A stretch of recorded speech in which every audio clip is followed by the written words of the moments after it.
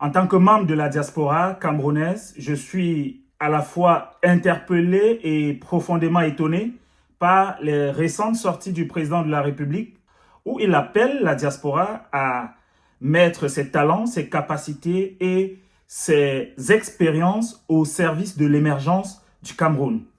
Je suis d'autant plus surpris que le code de la nationalité camerounaise est resté figé depuis pas mal d'années, excluant de fait des milliers de compatriotes qui, souvent pour des raisons administratives voire économiques, ont dû acquérir d'autres nationalités, mais sans pour autant renier leur attachement à la mère patrie.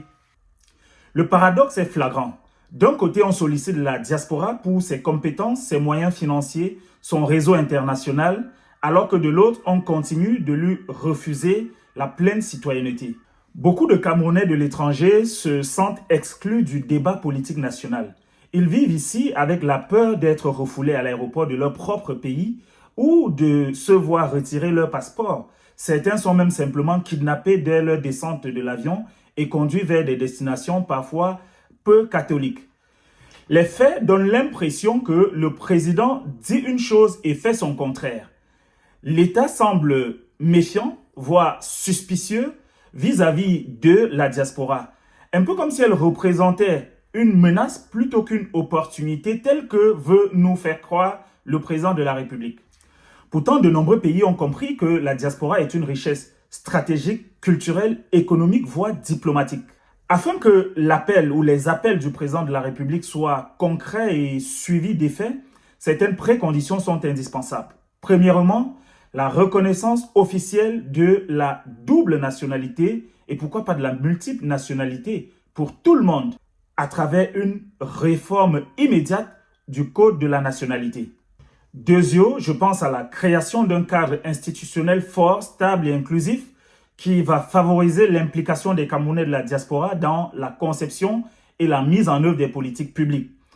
On peut par exemple penser à la création d'un Haut Conseil des Camerounais de la diaspora ou d'un ministère chargé des Camerounais de l'étranger. Je peux aussi parler de la garantie des droits civiques et politiques des Camerounais à travers le droit de vote ou le droit de se présenter à une élection.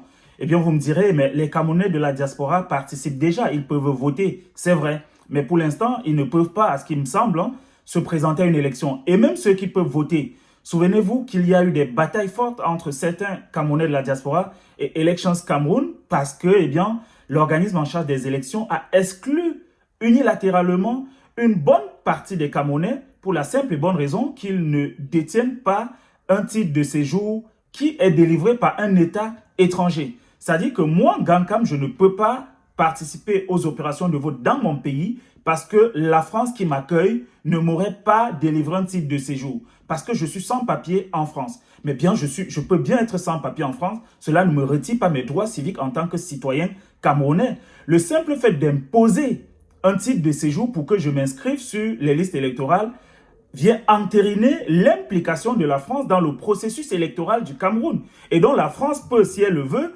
retirer les titres de séjour à tous les Camerounais et par là exclure tous les Camerounais de France des opérations de vote.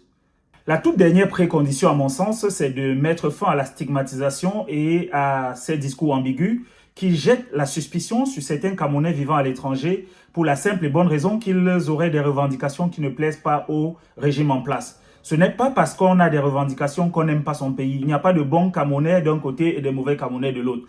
Tous sont des Camerounais avec des sensibilités qui peuvent varier. Pour terminer, je dirais que les appels du président de la République pouvaient être salutaires s'ils ne sonnaient pas comme un vœu pieux. En tout cas, nous, Camerounais de la diaspora, sommes prêts à œuvrer pour l'émergence du Cameroun. Mais cela exige du courage, de la cohérence et surtout une réelle volonté politique de la part du pouvoir en place de faire de nous des citoyens à part entière et non de simples partenaires de circonstances pour des raisons électoralistes.